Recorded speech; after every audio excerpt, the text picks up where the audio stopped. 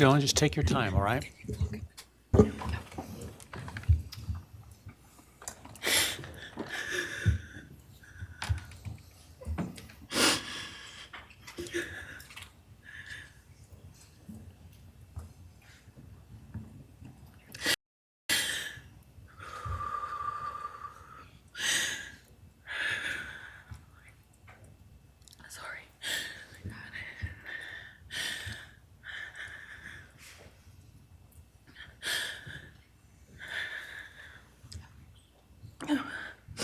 Thank you, Your Honor.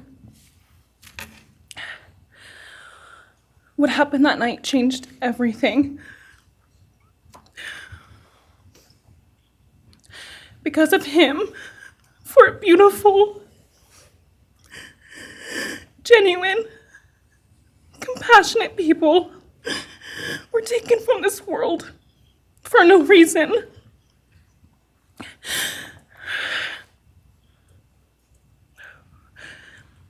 He didn't just take their lives. He took the light they carried into every room.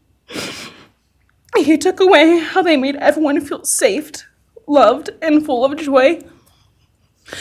He took away the ability for me to tell them that I love them and that I'm so proud of them. He took away who they were becoming and the futures they were going to have. He took away birthdays, graduations, celebrations, and all the memories that we were supposed to make. All of it is gone. And all the people who loved them are just left to carry that weight forever. He didn't just take them from the world. He took them from me, my friends, my people who felt like my home, the people I looked up to and adored more than anyone. He took away my ability to trust the world around me. What he did shattered me in places I didn't know could break. I was barely 19 when he did this. We had just celebrated my birthday at the end of September. I should have been figuring out who I was. I should have been having the college experience and starting to establish my future. Instead, I was forced to learn how to survive the unimaginable. I couldn't be alone. I had to sleep in my mom's bed because I was too terrified to close my eyes. Terrified that if I blinked, someone might be there.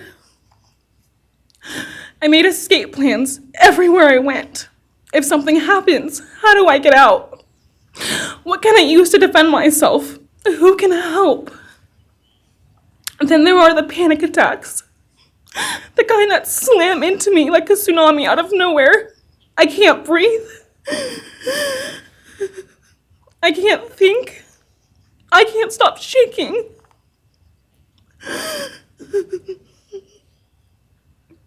All I can do is scream because the emotional pain and the grief is too much to handle. My chest feels like it's caving in.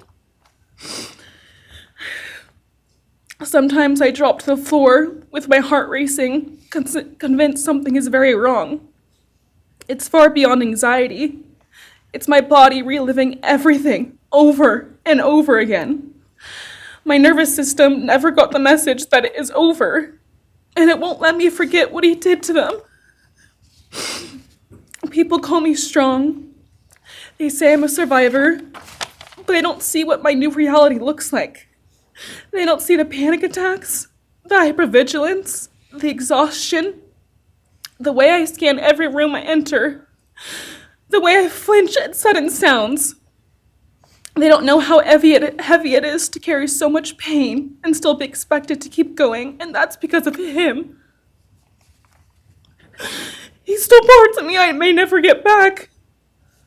He took the version of me who didn't constantly ask, what if it happens again? What if next time I don't survive?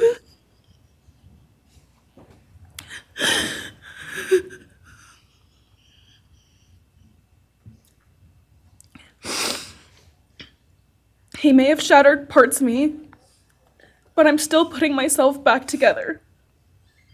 Piece by piece, I'm learning how to live in this new version of life. It is not easy. It hurts, but I'm still trying. Still trying, and I'm not trying just for me. I'm trying for them, my friends. About a year ago, I had a dream about them. I got to say goodbye. I told them I won't be able to see you again, so I need to tell you goodbye. They all kept asking why, and all I could say was, I can't tell you, but I have to. When I woke up, I felt shattered and heartbroken, but also strangely grateful. Like maybe in some way that dream gave us the goodbye we never got. Still, no dream can replace them, and no goodbye will ever feel finished. He is a hollow vessel, something less than human. A body without empathy, without remorse. He chose destruction. He chose evil. He feels nothing. He tried to take everything from me. My friends, my safety, my identity, my future. He took their lives, but I will continue trying to be like them, to make them proud. Living is how I honor them. Speaking today is to help me find some sort of justice for them.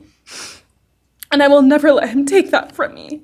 He may have taken so much from me, but he will never get to take my voice. He will never take the memories I had with them. He will never erase the love we shared, the laughs we had, or the way they made me feel seen and whole. Those things are mine.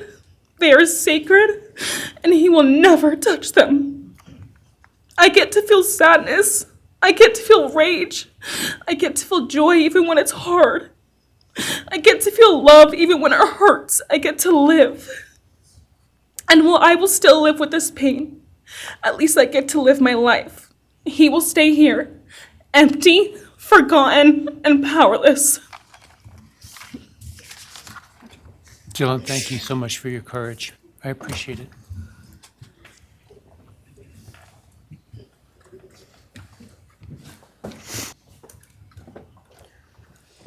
Thank you, Your Honor.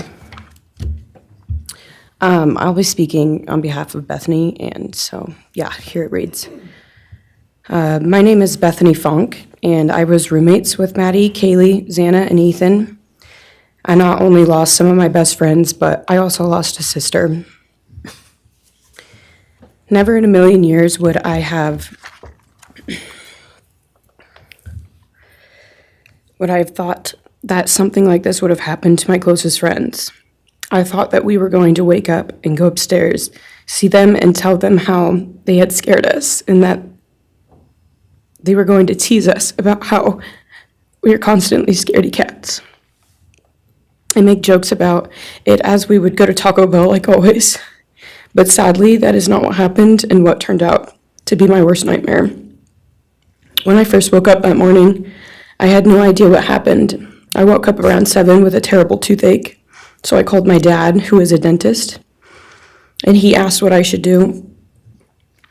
He told me to take Advil, so I did, and I went back to sleep. I was still out of it and still didn't know what happened. If I had known, I of course would have called 911 right away. I still carry so much regret and guilt for not knowing what had happened and not calling right away, even though I understand it wouldn't have changed anything, not even if the paramedics had been right outside the door.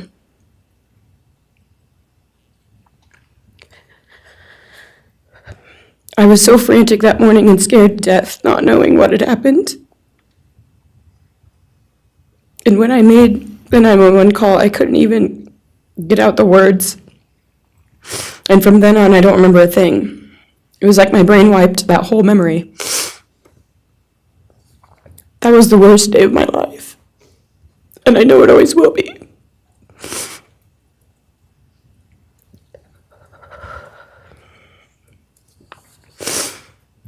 While I was still in shock, trying to process the fact that my friends were truly gone, I had been attacked by the public. I was grieving, numb, and unsure of what had happened was even real. And at the same time, I was getting flooded with death threats and hateful messages from people who did not know me at all or know the dynamic of our friendship.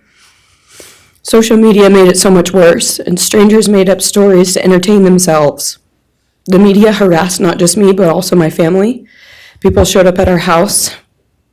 They called my phone, my parents' phones, other family members' phones, and we were chased while I was still trying to survive emotionally and grieve the loss of my friends. I hated and still hate that they are gone, but for some reason, I am still here and I got to live. I still think about this every day. Why me? Why did I get to live and not them? For the longest time, I could not even look at their families without feeling sick with guilt. I did not know what to say or what to do. I was terrified that my presence just made their pain worse, and I was still here when their kid, their siblings, and their friends, their loved ones should have been here instead. After everything happened, I was afraid to go into my own backyard or alone in my house. I was scared that the person who did this would come for me next. I was always scared that the media would try to catch me at any moment of any day. Even when I was just walking around my house, I made my parents close all the blinds during the day so no one could see me even in the slightest chance. I barely left the house, and when I did, I made sure I was never alone. I slept in my parents' room for almost a year. I made them double lock every door, set an alarm, and still check everywhere in the room just in case someone was hiding. And I still check my room every night before, and I double lock it. I have not slept through a single night since this happened. I constantly wake up in panics, terrified. Someone is breaking in, or someone is here to hurt me, or I'm about to lose someone else that I love. The fear never really leaves. For a long time, I could barely get out of bed, but one day I realized I have to live for them. They did not get the chance to keep living, but I do, and I will not take that for granted. So now every day I remind myself to live for them, and everything I do it with them in mind. I am still scared to go out in public, but I force myself to do things because I know that they would want me to keep living my life to the fullest. I am beyond blessed to still be here, and I refuse to take that for granted when they did not get a chance. Our house was not just a house, it was a home. It was where we laughed till we couldn't breathe, make meals, did crafts, binge watch reality shows, played games, and spent lazy days on the couch. It was movie nights, wine nights, morning debriefs, pranks, hot chocolate, cookies, and warmth. I will cherish those memories forever, and I will not let what happened erase how special our home was or how much those memories meant to me. Now I would like to share some bits and pieces of who they were as people and some of the memories that we shared. One of my favorite memories was Halloween, and we all went to Sigma Chi. But instead of partying, we just sat in an apartment, talking and laughing all night long. I do not think I've ever laughed that hard in my life. We did not care about the party, we were just happy to be with each other. Xana was 1 in a million. She was the life of the party.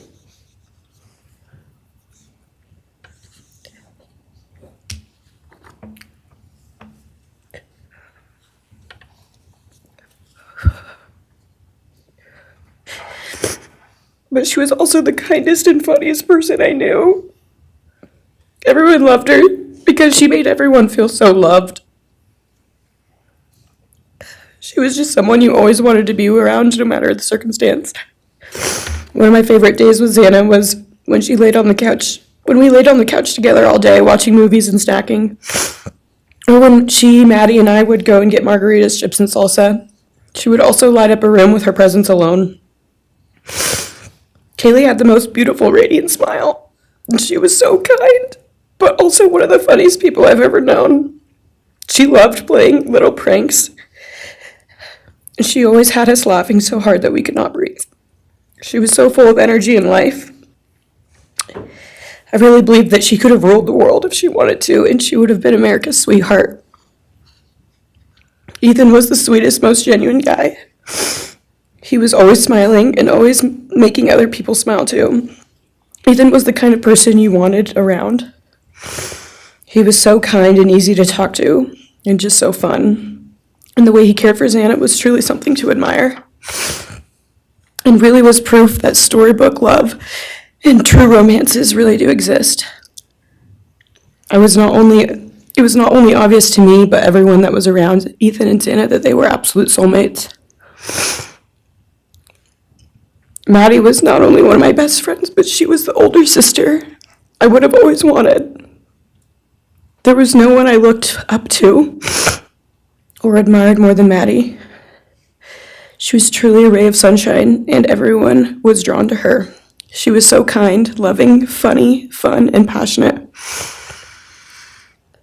She had the sweetest soul and wanted nothing but the best for everyone, and to love and show love to everyone. She took me under her wing and always made me feel so safe and included, and above all, loved and valued. She never failed to make me laugh or put a smile on my face. Still to this day, I am beyond grateful that she chose me to be her sorority little, and I thank God every day that I not only got to know her, but had her as one of my best friends. Honestly, I cannot pinpoint one favorite memory with Maddie because I have so many, and this would be a very long read if I did. But if some little memories with her that I cherish is when the two of us made a nice dinner and split some wine, or when we would binge watch Jersey Shore or Summer House. When we came up with a whole dance routine on Halloween and danced and sang all night, like no one was watching. All the late night walks home from going out, and just little shopping trips and so much more. I am beyond blessed that I had the chance to know each and every one of them. They changed my life in ways I would have never put into words. I hope that they are remembered for who they are and not what happened to them, because who they are were so beautiful, and they deserve to be remembered in the highest way. My heart breaks every time I go to text one of them or how badly I wish I could see and hang out with them. And then I remember I cannot. I will never be able to again. But I still talk to them in my prayers every single night, and I always will. I wish more than anything I could hug them one last time. And I wish I could tell them how much I love them. And even though I cannot, I still tell them every night. I will keep living for them as long as I am lucky enough to still be here. And they were all truly one of a kind, and they will be in our hearts forever and always.